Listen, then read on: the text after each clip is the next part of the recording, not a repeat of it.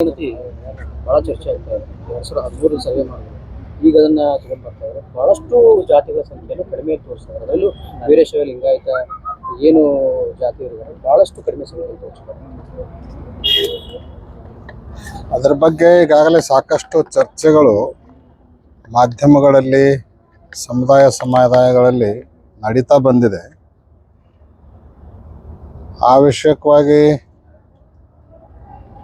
ಮುಂದುವರೆದು ಹೇಳಬೇಕು ಅಂದರೆ ಅದನ್ನು ಮರುಗಣತಿ ಮಾಡಲಿಕ್ಕೆ ಆದೇಶ ಮಾಡೋದು ಎಲ್ಲಕ್ಕಿಂತಲೂ ಹೆಚ್ಚು ಒಳ್ಳೆಯದು. ಯಾಕಂದರೆ ಈಗ ಆಗಿರುವಂಥ ಗಣತಿ ಬಗ್ಗೆ ಯಾರಿಗೂ ಅಷ್ಟು ಸಮಾಧಾನ ಇಲ್ಲ, ತೃಪ್ತಿ ಇಲ್ಲ. ಜೊತೆಗೆ ಎಲ್ಲರನ್ನು ಸರಿಯಾಗಿ ಸಂಪರ್ಕ ಮಾಡಿಲ್ಲ. ಆ ಕಾರಣಕ್ಕೆ ಅದು ಅವೈಜ್ಞಾನಿಕವಾಗಿರುವಂಥ ಒಂದು ವರದಿ ಆಗಿದೆ. ಅದನ್ನು ಮತ್ತೊಮ್ಮೆ ಮರುಗಣತಿ ಮಾಡಿ ಜಾರಿಗೆ ತರಲಿ ಅನ್ನುವಂತಹ ಅಭಿಪ್ರಾಯ ನಮ್ಮದು ಇದೆ, ಸಮುದಾಯದ ಎಲ್ಲ ಮಠಾಧೀಶರದು ಮತ್ತು ಪ್ರಾತಿನಿಧಿಕ ಸಂಸ್ಥೆ ಆಗಿರುವಂಥ ಅಖಿಲ ಭಾರತ ವೀರಶೈವ ಮಹಾಸಭೆಯದ್ದು ಕೂಡ ಇದೇ ಅಭಿಪ್ರಾಯ ಇದೆ. ಆ ಅಭಿಪ್ರಾಯವನ್ನು ನಾವು ಬೆಂಬಲಿಸ್ತೇವೆ.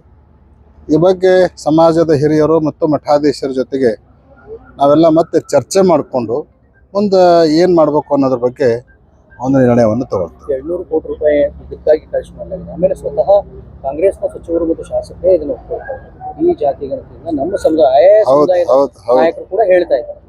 ಕರ್ನಾಟಕದ ಬಹುತೇಕ ಬಹಳಷ್ಟು ಸಮುದಾಯಗಳು, ಅದರಲ್ಲೂ ಮುಂದುವರಿದ ಸಮುದಾಯಗಳು ಈ ಗಣತಿಯ ಬಗ್ಗೆ ಅಷ್ಟು ಸಮಾಧಾನ ಇಲ್ಲ.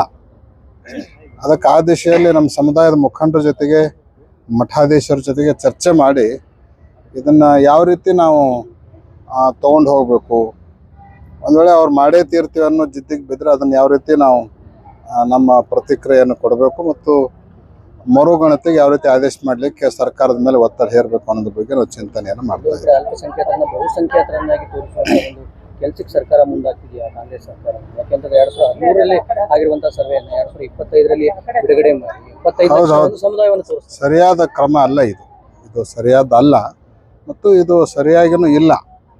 ಈಗಾಗಲೇ ಮಹಾಸಭೆ ಅಧಿವೇಶನದಲ್ಲೇ ಅದನ್ನು ಘಂಟಾಘೋಷವಾಗಿ ಅಧಿವೇಶನದ ಮೂಲಕನ ಆ ಬಗ್ಗೆ ವಿರೋಧವನ್ನು ಸೂಚಿಸಿ ಆಗಿದೆ.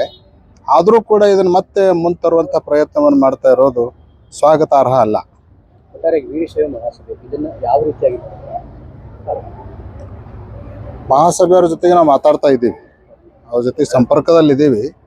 ಎಲ್ಲರೂ ಕೂಡ್ಕೊಂಡು ಚರ್ಚೆ ಮಾಡಿ ಇದಕ್ಕೇನಾದರೂ ಒಂದು ಮಾಡೋಣ ಅನ್ನುವಂಥ ಒಂದು ಹಂತದಲ್ಲಿ ಎಲ್ಲರೂ ಇದ್ದಾರೆ. ಚರ್ಚೆ ನಂತರ ಏನು ನಿರ್ಣಯ ಆಗುತ್ತೆ ಮತ್ತೆ ನಾವು ಹೇಳ್ತೇವೆ.